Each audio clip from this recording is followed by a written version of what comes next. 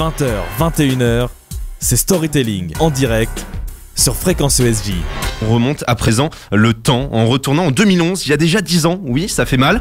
Cette année-là sortait un titre qui a marqué un vrai tournant dans la carrière de Sia. Elle n'était pas encore connue du grand public à l'époque, elle préférait écrire pour d'autres artistes. Heureusement, David Guetta l'a révélé. Manon Blangis, en tant que sérénissime, c'est mieux, sérénissime directrice du conseil de surveillance des artistes, vous étiez présente bien sûr pour la création de Titanium et vous nous expliquez tout ce qu'il y a à savoir.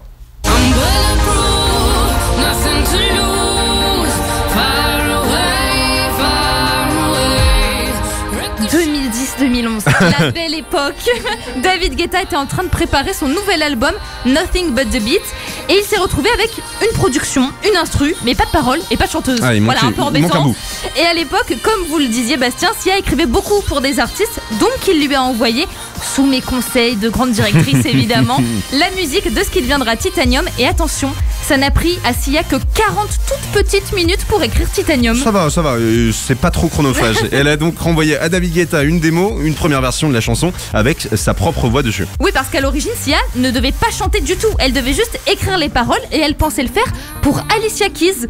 Mais en fait, pas du tout. David Guetta a en fait proposé Titanium à Mary J. Blige, la chanteuse R&B.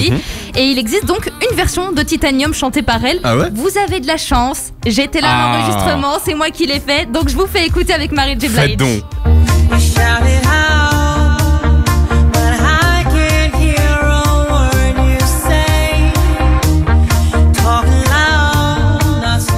C'est pas forcément le même style. Ça fait bizarre parce qu'on dirait que c'est la même chose, mais c'est pas tout à fait la même chose. C'est exactement ça. Au final, cette version avait fuité et David Guetta a donc proposé à Titanium, toujours pas à Sia, mais à Katy Perry. Et Katy Perry qui venait de se sortir Fireworks, un peu dans le même registre. Et elle a donc refusé Titanium par peur de se répéter. Elle a eu du nez. Ouais, et puis surtout, en fait, elle a écouté la démo avec Sia. Et d'après ce qu'elle expliquait en conférence à Tomorrowland, c'est elle en fait qui a convaincu David Guetta de garder Sia.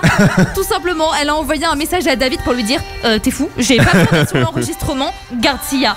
Et c'est ce qu'il a fait. Alors il avait déjà cette idée en tête. Il expliquait à Billboard que ce que Sia avait livré était tellement incroyable sur Titanium qu'il l'a supplié de pouvoir garder sa voix au final. Et en fait, il a eu beaucoup de mal à la convaincre d'être finalement la chanteuse de Titanium. Le truc, c'est que David Guetta a utilisé la voix de Sia sans trop lui demander au début. Voilà, elle était pas très contente du coup. Le coquin. Mais ils ont fini par trouver un deal quand il l'a supplié.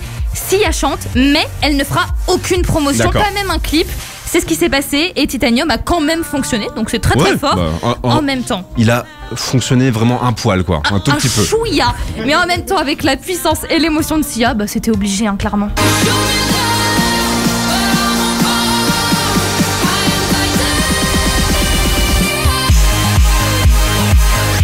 Et Titanium qui, selon David Guetta lui-même, est son titre le plus vendu. Il aura donc changé la vie de Sia, ce titre, mais aussi, bien sûr, la vie du DJ français. Merci Manon Blangis. 20h, 21h, c'est Storytelling en direct sur Fréquence ESJ.